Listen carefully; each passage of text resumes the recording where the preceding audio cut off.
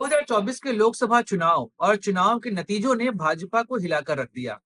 यहाँ तक कि जिस तरह के नतीजे इन चुनावों में आए, उन चुनावों के नतीजों ने देश को भी एक तरीके से यह सोचने पर मजबूर कर दिया कि आखिर जो पार्टी नारा अब की बार 400 पार दे रही थी, वो 240 पे कैसे रुक गई।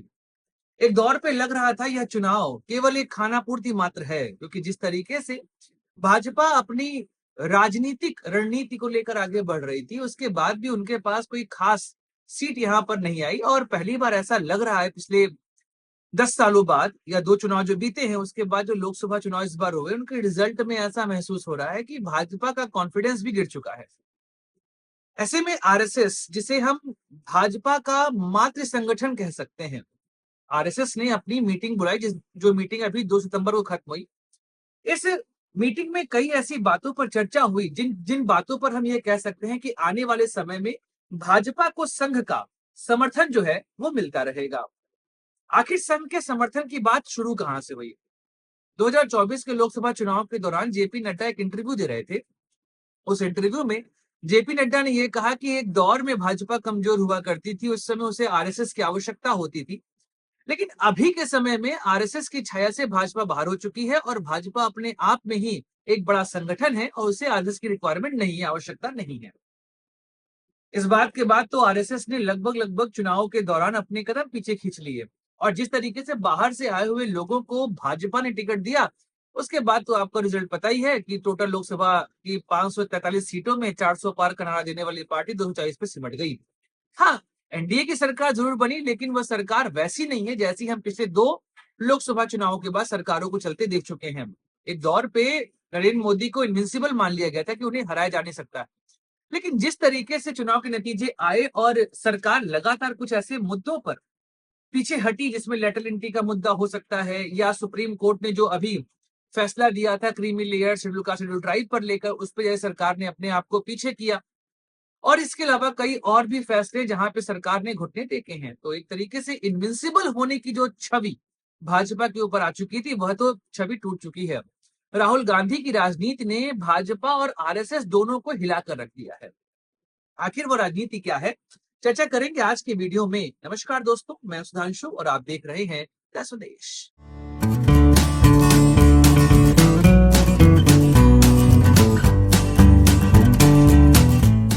दोस्तों, आज की वीडियो की जो चर्चा वो मुख्य रूप से आरएसएस की जो अभी मीटिंग केरल में हुई है, और उस मीटिंग में जिन बातों पर चर्चा हुई और कैसे फिर से राजनीतिक माहौल में खुद को रिवाइव करवाया जा सके, और भाजपा जो इस समय राहुल गांधी और विपक्षी पार्टियों के द्वारा जो राजनीति की जा रही है, उस राजनीति में भाजपा अपने आप को हाशिए में डाल चुकी है और वह एक तरीके से दबाव में काम कर रही है, साफ दिखाई दे रहा है। आरएसएस ने यहाँ पर कुछ मुद्दों पर चर्चा करी है और भाजपा को सहयोग देने का भी यहाँ पर वादा जो है वो किया गया। एक्चुअली जब मीटिंग की शुरुआत होनी थी, तो जेपी नड्डा जो कि भाजपा के वर्तमान अध्यक्ष हैं, इनको न्योता नहीं मिला। तो ऐसे में यह एक सुगबुगाहट होने लगी कि आरएसएस और भाजपा के बीच सब कुछ ठीक नहीं है। और आपको याद होगा कि 2 महीना पहले मोहन भागवत ने भी एक इंटरव्यू दिया था, इंटरव्यू नहीं कहूंगा, एक वक्तव्य दिया था। उस वक्तव्य में भी जिस तरीके से मोहन भागवत ने भाजपा और सरकार को आईना दिखाया था, वहां से तो यह साफ लग चुका था कि भाजपा और आरएसएस सब कुछ ठीक ठाक नहीं चल रहा।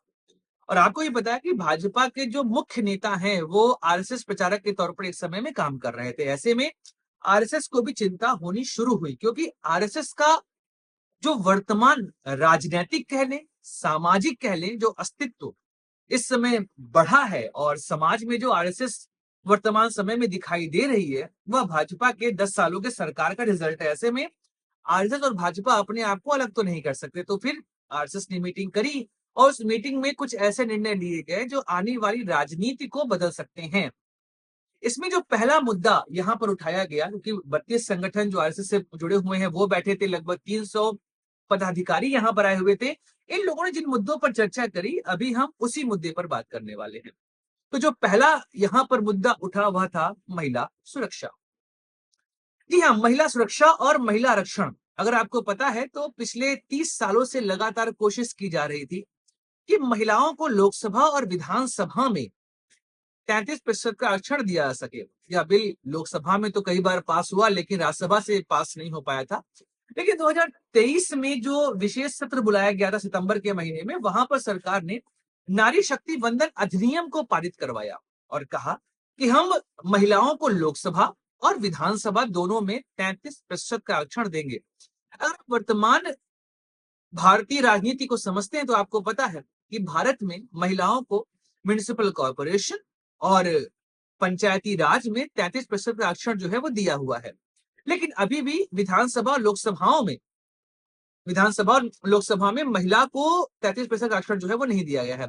तो ऐसे में नारी शक्ति वंदन अधिनियम के आधार पर सरकार ने 33% आरक्षण की व्यवस्था लोकसभा और विधानसभाओं में की है, लेकिन अभी यह लागू नहीं हो पाया। कहा जा रहा है कि 2026 में जो परिसीमन होगा, जो कि 2011 की जनगणना के अनुसार किया जाएगा, उस पर अभी सरकार ने कोई निर्णय नहीं लिया। और जब तक परिसीमन नहीं होगा तब तक यहाँ पर किन सीटों पर महिलाओं को आरक्षण मिलेगा इसका निर्णय नहीं हो सकता। लेकिन माना जा रहा है कि 2029 के चुनाव से पहले इस बात को ठीक कर लिया जाएगा। और आरएसएस चाह भी रही है कि महिलाओं को 33% आरक्षण जो है वह दिया जा सके। इससे क्या फायदा होगा कि देश की आधी आबादी का वोट भाजपा की ओर शिफ्ट कर सकता है। और जिस तरीके से जनता के बीच में वो जा रही है इस समय, ऐसे में यह माना जा रहा है कि महिलाओं का वोट भाजपा की ओर शिफ्ट हो सकता है। एक और बात यहाँ पे हमें समझनी पड़ेगी, वह बात क्या है? तो अभी जो एक घटना हुई आरजी कर मेडिकल कॉलेज में, जहां पर लेडी डॉक्टर के साथ रेप किया वहां के एक व्यक्ति ने, और जिस तरीके से पूरे भारत में आउटरीच देखने को मिला, उसके बाद से ही आरएसएस जो है वो महिला सुरक्षा पे लगातार बात कर रही है और अपना वक्तव्य दे रही है और कोशिश कर रही है कि महिलाओं की सुरक्षा की व्यवस्था की जा सके। ऐसे में उनका मानना है कि अगर लोकसभा और विधानसभाओं में 1/3 महिलाएं पहुंच गई तो उसके बाद स्थितियों में काफी सुधार हो सकता है।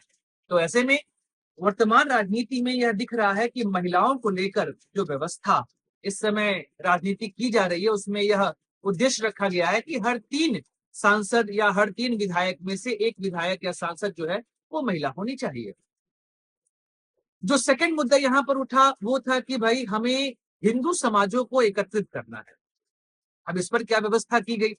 तो आपको पता है जब श्री राम जन्मभूमि का शिलान्यास हुआ था और उसके बाद जब मंदिर के उद्घाटन की बात कही गई, जब प्राण प्रतिष्ठा की बात की गई, तो उसमें यह बात साफ थी कि भाई आरएसएस ने पर्सनली लोगों के घर घर जाकर उन्हें निमंत्रण दिया और आरएसएस ने कहा कि इस दौरान वो लगभग 19 करोड़ परिवारों से मिले और उनको निमंत्रण पर्सनली दिया। और ऐसे में लक्ष्य रखा गया है कि उन जो 2025 है, क्योंकि 1925 में आरएसएस की स्थापना हुई थी, ऐसे में जो 100वां साल आरएसएस का होने वाला 2025 में आरएसएस की कोशिश है वो 30 करोड़ परिवार तक पहुंच सके और हिंदुत्व के आधार पर उनको जोड़ सके। तो यह इस समय उद्देश्य चल रहा है। यह सब चीजें हुई क्यों, इसको लेकर तीसरी चर्चा यहाँ पर हुई और वो चर्चा थी जातिगत जनगणना। आप नोटिस करेंगे कि 2024 के चुनाव जातिगत जनगणना को लेकर काफी प्रमुखता से ऊपर रहे हैं और विपक्ष ने इसको एक मुद्दा बनाया। अगर 2023 आपको याद होगा तो उस दौर में बिहार में जातिगत जनगणना हुई और जातिगत जनगणना का वहां पर पॉलिटिकल माइलेज जो है वो देखा गया। और आप देखेंगे उस जनगणना के बाद ही नीतीश कुमार जो है वो वापस से एनडीए में आते हैं और वहां का जातीय समीकरण चुनावी रूप में काफी बदल चुका था। राहुल गांधी लगातार जातिगत जनगणना का मुद्दा उठा रहे थे और जिस तरीके से कांग्रेस, आरएसएस और बीजेपी पर हमला कर रही जातिगत जनगणना को लेकर कि वह जातिगत जनगणना को लेकर मुखर नहीं है या यहाँ पर क्या डिसीजन लेना है उसको लेकर भाजपा कुछ बोल नहीं पा रही थी, क्योंकि आरएसएस के ऊपर ऐसे आरोप पहले लग चुके हैं कि जातिगत जनगणना को लेकर आरएसएस का समर्थन भाजपा को नहीं प्राप्त है, तो भाजपा भी डायलेमा में चल रही थी। लेकिन इस मीटिंग में यह निर्णय लिया गया है कि आरएसएस जातिगत जनगणना को लेकर एक सकारात्मक संदेश दे चुकी है और ऐसे में भाजपा के ऊपर से भी धर्म संकट जो है वो खत्म हो चुका है। धर्म संकट जो खत्म हुआ कि भाजपा अब खुलकर जातिगत जनगणना की बात कर सकती है। यहां पर आरएसएस ने कहा कि आरएसएस को पता है भारत में कितनी जातियां रह रही हैं और उन जातियों का क्या इस समय रोल है भारत में, और उन्हें केवल जनगणना का इंतजार है और जनगणना के आधार पर वह जातियों की जनसंख्या को यहाँ पर निर्धारित कर पाएंगे। लेकिन उन्हें पता है कितनी जातियां भारत में रह रही हैं। ऐसे में आरएसएस ने वर्तमान समय में यह बताने का प्रयास किया है कि भारत में कितनी जातियां इस समय रह रही हैं, उन जातियों पर आरएसएस लगातार काम कर रही है। और राहुल गांधी की राजनीति जिस तरीके से इस समय जाति आधारित हो चुकी है, उसको टक्कर देना आरएसएस की मजबूरी बन चुकी है। क्योंकि अभी लेटरल एंट्री का मुद्दा अगर आपको याद होगा तो लेटरल एंट्री के मुद्दे में भाजपा बहुत तेज से बैकफुट हुई। कारण वही है कि आप वर्तमान राजनीति में भारत में जाति को साइडलाइन नहीं कर सकते, क्योंकि भारत की राजनीति जाति पर आधारित है। हम अगर कास्ट इन पॉलिटिक्स की बात करते हैं तो यहाँ पर हर एक कास्ट अपने आप में वोट बैंक है। ऐसे में अगर आप उस वोट बैंक को साइडलाइन कर देंगे तो फिर आपके पास रिजल्ट के नाम पे कुछ बचेगा नहीं। तो अगर जातिगत आधारित राजनीति, खासकर यूपी और बिहार में जो राजनीति चलती है, उसमें तो आपको मुखरता से कोई ना कोई पक्ष लेना पड़ेगा, और पक्ष ऐसा होना चाहिए जैसे कि अखिलेश यादव ने 2024 के चुनाव में किया, पीडीए को बनाकर। पिछड़ा दलित अल्पसंख्यक का जो सिद्धांत यहाँ पर उन्होंने लिया, उसमें आपने नोटिस किया हो कि अयोध्या की सामान्य सीट पर, अयोध्या नहीं कहूंगा, फैजाबाद की लोकसभा सीट पर जो कि सामान्य सीट थी, वहां पर उन्होंने एक शेड्यूल कास्ट पासी कम्युनिटी से आने वाले लीडर को टिकट दे दिया। ये एक बहुत बड़ी घटना है, क्योंकि अभी तक जितनी भी शेड्यूल कास्ट थे वो केवल अपनी आरक्षित सीट पर ही पार्टिसिपेट कर रहे थे, और ऐसा बहुत कम देखने को मिला था। और यह एक तरीके से राजनीति का एक पैराडाइम शिफ्ट आप इसको कह सकते हैं, और भाजपा पे दबाव पड़ा। फैजाबाद राम मंदिर मूवमेंट जो पिछले 30 सालों से चल रहा था, भाजपा एक छत्र उस मुद्दे पर राज्य कर रही थी, और भाजपा ने सरकारी बनाई इस पर, चाहे 1989 का लोकसभा हो, चाहे उसके बाद मध्य प्रदेश, राजस्थान और यूपी का चुनाव रहा हो, भाजपा ने राम मंदिर मुद्दे पर सरकार बनाई। और जब आखिरकार राम मंदिर मुद्दा पूरा हुआ और सरकार ने मंदिर, या भाजपा ने मंदिर बनने का अपना जो प्रॉमिस है उसे पूरा किया, और उसी समय फैजाबाद की सीट पर उन्हें हार मिलती है। यह बात अलग है कि अयोध्या की विधानसभा में उन्हें जीत मिली, लेकिन फैजाबाद की लोकसभा सीट वो हार चुके थे।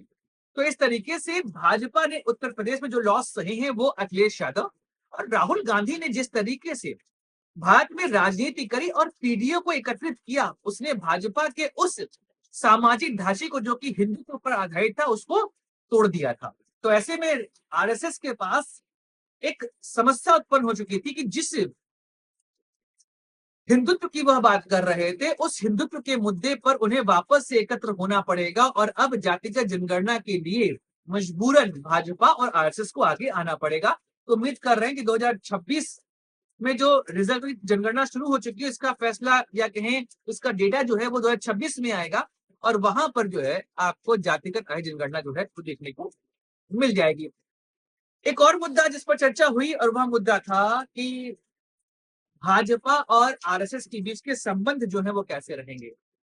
अब भाजपा आरएसएस के बीच का संबंध, क्योंकि तो भाजपा और आरएसएस एक ही है, यह हर कोई जानता है, लेकिन जिस तरीके से जेपी नड्डा ने कहा कि आरएसएस की आवश्यकता भाजपा को नहीं रह गई, उसके बाद तो जिस तरीके से कार्यकर्ताओं ने आरएसएस के भाजपा से अपना हाथ खींचा, उसका ही रिजल्ट है कि यूपी में भाजपा लगभग खत्म हो चुकी या खत्म हो गई। जैसी हार भाजपा को मिली, जबकि राम मंदिर मुद्दा एकदम अपने चरम पे चल रहा था, उसके बाद जो वहां पर उनको हार ही कहा जाएगा, और सबसे बड़ी पार्टी समाजवादी पार्टी यहाँ पर उभरी, तो ये हम कह सकते हैं कि भाजपा की स्थिति डामाडोल आपको यूपी में दिखाई देगी। और आपको पता है कि सत्ता का रास्ता यूपी और बिहार से होकर ही गुजरता है, और नीतीश कुमार को लेकर भाजपा आश्वस्त नहीं रह सकती। नीतीश कुमार कभी भी दूसरी दल की तरफ या इंडिया की तरफ जा सकते हैं, इसमें कहीं भी अतिशयोक्ति नहीं हम देख सकते हैं। तो ऐसे में भाजपा के पास कोई और मौका नहीं है। तो ऐसे में आरएसएस ने कहा कि हम भाजपा को समर्थन देना शुरू करेंगे, या जो हम समर्थन दे रहे हैं भाजपा को वो समर्थन जरूर देंगे।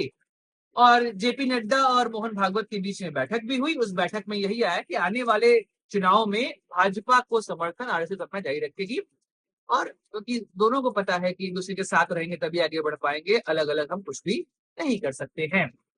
कुछ मुद्दों पर चर्चा नहीं हुई, वो था वन नेशन वन इलेक्शन पे चर्चा नहीं हुई, और हरियाणा और आने वाले समय में जम्मू कश्मीर के चुनाव होने वाले, इस पर भी कोई चर्चा नहीं देखी गई यहाँ पर। दोस्तों, ये पूरी बात आज के वीडियो में हम लोगों ने की कि आरएसएस और भाजपा के बीच क्या चल रहा है, और इन जो अभी आरएसएस की मीटिंग हुई उसमें क्या मुद्दे जिन पर चर्चा हुई, इन पूरे मुद्दों पर मैंने आपसे बात करी। अगर आपको वीडियो पसंद आया हो लाइक करिए, शेयर करिए, सब्सक्राइब करिए। मिलेगा वीडियो में। जय हिंद, वंदे मातरम, भारत माता की